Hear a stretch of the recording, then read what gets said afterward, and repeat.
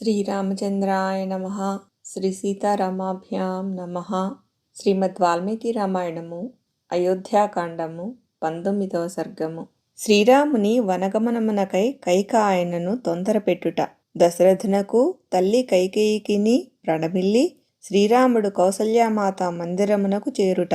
కైక పలికిన మాటలు మిక్కిలి అప్రియములు, లోకదృష్టిలో మృత్యువుతో సమానములు. అనగా సామాన్య మానవుడు వాటిని విన్నచో వాని గుండె బ్రద్దలగును. కాని కామక్రోధాది అరిషడ్వర్గమును జయించిన శ్రీరాముడు ఆ మాటలను వినియును ఏమాత్రము వ్యధ చెందక ఆమెతో ఇట్లనెను: అమ్మా, నీవు చెప్పినట్లే చేయుదును. రాజాజ్ఞను శిరసావహించుచు ఈ అయోధ్యా నగరమును విడిచి జటావల్కలధారినై వనవాసమునకు వెళ్ళెదను. కాని ఎదురులేనివాడును శత్రు సంహార సమర్థుడును అయిన మహారాజు నా స్వభావమును ఎరిగియు ఎప్పటివలే నన్ను ప్రియవచనములతో ఏల పలుకరించటలేదో తెలుసుకొనగోరుచున్నాను. అమ్మా, నీ సమక్షముననే నుడువుచున్నాను. జటాధారినై నారచీరలను ధరించి వనములకేగెదను. ఇంక నీవు కోపమును వీడుము, ప్రసన్నురాలవు కమ్ము. కృతజ్ఞత గల మహారాజు నాకు హితుడు, గురుడు, తండ్రి. అట్టివాడు ఆజ్ఞాపించుచుండగా విశ్వాసపాత్రుడనై నేను ఆయనకు ప్రియమైన కార్యమును ఎలా చేయను? మహారాజు భరతుని పట్టాభిషేకమును గూర్చి స్వయముగా నాకు తెలుపలేదు. ఆ విషయమే నా మనసును క్షోభపరచి హృదయమును దహించి వేయుచున్నది. సోదరుడైన భరతుని కొరకై నేను రాజ్యమునే కాదు, అత్యంత ప్రీతికరములైన ప్రాణములను, సంపదలను, కడకు సీతను సైతము ఎవ్వరునూ అడగకుండగానే స్వయముగా సంతోషముతో తప్పక ఇచ్చివేయుదును. ఇంకా మహారాజైన నా తండ్రి నీకు ప్రియమును గూర్చుటకై ప్రతిజ్ఞ చేసి అందులకై తానే నన్నడిగినచో ఆయన మాటను నేనెట్లు పాటింపకుందును? కనుక ఈయనను అనగా తండ్రిగారిని నీవు ఓదార్పము. అయ్యో, ఇది ఏమి? మహారాజు నేలవైపు చూచుచూ తిన్నగా కన్నీరు కార్చుచున్నాడు. రాజశాసనమును అనుసరించి భరతుని అతని మేనమామ ఇంటి నుండి గొనివచ్చుటకై మిక్కిలి వడిగల గుర్రములపై దూతలు నేడే వెళ్ళుదురుగాక. ఎట్టి సంకోచము లేకుండా తండ్రి ఆజ్ఞను శిరసావహించి నేను ఇప్పుడే ఇట నుండి ఇట్లే 14 సంవత్సరములు వనవాసము చేయుటకై దండకారణ్యమునకు వెళ్ళెదను. శ్రీరాముని మాటలకు సంతసించి కైకేయి ఆయన వనవాస ప్రయాణమునకు తహతహపడుచున్నదై అతనిని తొందర పెట్టుచూ ఇట్లనెను: ఓ రామా, అట్లే కానిమ్ము. మేనమామ ఇంటి నుండి భరతుని కొని వచ్చుటకై వడిగల గుర్రములపై దూతలు వెళ్ళెదరు. వనవాసమునకు స్వయముగా సుముఖుడవయ్యున్న నీవు జాగు చేయుట తగదని నేననుకొందును. కాబట్టి ఇక్కడి నుండి ఇప్పుడే నీవు వనములకు బయలుదేరుట మంచిది. ఓ నరశ్రేష్ఠ, రాజు స్వయముగా నీతో మాట్లాడుటకు సిగ్గుపడుచున్నాడు. ఈ విషయము అనగా ఆయన నీతో మాట్లాడకుండుట అంత ముఖ్యమైనది కాదు. ఈ విచారమును నీ మనస్సు నుండి తీసివేయము. ఓ రామా, శీఘ్రముగా బయలుదేరుము. ఈ నగరము నుండి నీవు వనములకు వెళ్ళనంత వరకు నీ తండ్రి స్నానము చేయడు, అన్నపానములను ముట్టడు. అంతటా ఛీ, ఎంత కష్టము వచ్చి పడినది అని నిట్టూర్చి రాజు మూర్ఛితుడై తన బంగారు పర్యంకముపై పడిపోయెను. అప్పుడు శ్రీరాముడు మహారాజును లేవదీసి కూర్చుండబెట్టెను.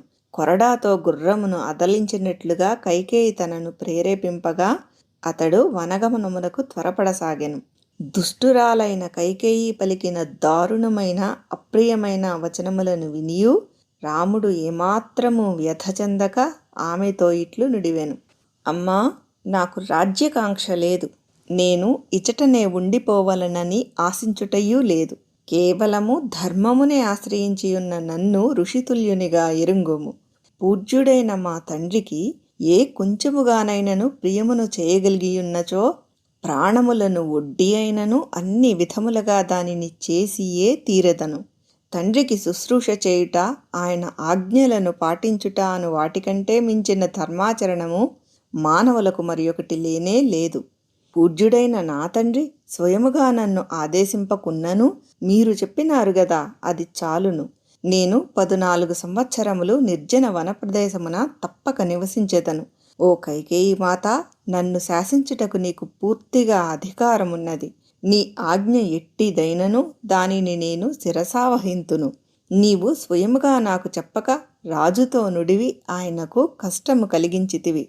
దీనిని బట్టి నీవు నా గుణములను నిజముగా గ్రహించినట్లు లేదు. అమ్మా, కౌసల్యామాత కడ సెలవుగైకొని సీతను అనునయించి వచ్చెదను. నాకు ఇంత మాత్రము గడువు నిమ్ము. అనంతరము నేడే దట్టమైన దండకారణ్యమునకు వెళ్ళెదను. ఈ రాజ్యమును భరతుడు పాలింపగలడు. మరియు అతడు తండ్రిగారికి సేవలు చేయునట్లునూ చూడుము. ఇదియే సనాతన ధర్మము. అప్పుడు తండ్రి అయిన దశరథుడు శ్రీరాముని వచనములను విని మిక్కిలి దుఃఖమున మునిగిపోయెను. శోకభారముచే కన్నీరు కార్చుచూ ఏమీయూ మాట్లాడలేక వెక్కి వెక్కి ఏడ్చెను. మహా తేజస్వి అయిన శ్రీరాముడు స్పృహను కోల్పోయియున్న తండ్రి చరణములకు నమస్కరించెను. పిదప అధర్మమున కోడిగట్టిన కైకేయీ పాదములకును ప్రణమిల్లెను. అట్లు తండ్రికిని కైకకును ప్రదక్షిణమునర్చిన పిమ్మట ఆ అంతఃపురము నుండి అతడు బయటికి వచ్చి తన మిత్రులను గాంచెను. జరిగిన పరిణామములకు శోకముతో కన్నుల నీరు నిండిన వాడై సుమిత్రాదేవి కుమారుడగు లక్ష్మణుడు మిక్కిలి క్రుద్ధుడై అన్నయగు రాముని వెన్నంటి నడచెను. శ్రీరాముడు పిమ్మట ఈ సంభారములతోడనే నా ప్రియ సోదరుడైన భరతునకు పట్టాభిషేకము జరుగుగాక అని భావించుచు పట్టాభిషేకమునకై సిద్ధపరచబడిన మంగళద్రవ్యములకు ప్రదక్షిణమునర్చెను. మరల వాటి వైపే చూడక తిన్నగా అచ్చటి నుండి కదలెను. పట్టాభిషేకము ఆగిపోవట వలన శ్రీరాముని ముఖశోభ కించిత్తైనను తగ్గలేదు. శ్రీరాముడు తన సహజ సౌందర్య శోభలచే లోకములకే ఆనందదాయకుడు కనుక చంద్రుని సహజకాంతిని రాత్రి తగ్గింపలేనట్లు పట్టాభిషేకము జరుగుకపోవట వలన ఆయన ముఖకాంతి ఏమాత్రము తరగలేదు. రాజ్యాధికారమును త్యజించుచు వనగమనమునకు సుముఖుడైయున్న శ్రీరామునకు జీవన్ముక్తుడైన యోగికి వలె ఎట్టి మనోవికారము కలుగలేదు. స్థిత ప్రజ్ఞుడైన శ్రీరాముడు శుభప్రదమైన శ్వేతఛత్రమును చక్కగా అలంకరింపబడిన వింజామరలను వలదని వారించెను. మిత్రులను, రథమును, పౌరులను, తదితర జానపదులను పంపివైచెను. తన వనగమనము వలన దుఃఖార్తులైన ఆత్మీయులను చూచి తనలో పెళ్ళుబికిన దుఃఖమును తనలోనే దిగమ్రింగుకొనెను. ఇంద్రియములను నిగ్రహించుకొనెను. తన తల్లికి అప్రియమైనను ఈ వార్తను ఆమెకు తెలుపదలచిన వాడై అతడు కౌసల్యాదేవి అంతఃపురమున ప్రవేశించెను. పట్టాభిషేకమును చూచుటకై చక్కగా ముస్తాబై వచ్చిన ఆత్మీయులు ఉత్తమ గుణములు కలిగినవాడును సత్యవాదియు అయిన శ్రీరాముని ముఖమున దుఃఖసూచకమైన ఎట్టి మార్పును గమనింపలేదు. శరత్కాలమునందు పున్నమి నాడు 16 కళలతో ప్రకాశించుచున్న చంద్రుని ఆయన సహజకాంతి విడువనట్లు మహాబాహువైన శ్రీరాముని నుండి ఆయన విషయమున సహజమైన సంతోషము ఏమాత్రము తొలగలేదు. ఆ మహాత్ముని విషయమున అట్లు జరుగుట సముచితమే. ధీరుడు మహాయశస్వియు అయిన శ్రీరాముడు తన సరసన గల జనులందరినీ మృదు మధురవచనములతో సంతోషపరచుచు తిన్నగా తల్లి యొద్దకు చేరెను. సోదరుడైన శ్రీరాముని వలె సుఖదుఃఖములను సమానముగా భావించువాడును మహాపరాక్రమశాలియు అయిన లక్ష్మణుడు తనలోని దుఃఖమును నిగ్రహించుకొనుచు అన్నను అనుసరించెను. శ్రీరాముడు అడుగిడు సమయమున మాతృమందిరమంతయును మిక్కిలి సంతోషముతో నిండియుండెను. హఠాత్తుగా వచ్చిపడిన ఈ ఆపదను గూర్చి విన్నచో అచ్చటి సుహృజ్జనుల ప్రాణములకు ముప్పు వాటిల్లునని అతడు శంకించెను. అందువలన అతడు తన ముఖమున ఎట్టి విచారమునకును తావీయలేదు. వాల్మీకి మహర్షి విరచితమై ఆది కావ్యమైన శ్రీమద్ రామాయణమునందలి అయోధ్యాకాండమునందు 19వ సర్గము సమాప్తము.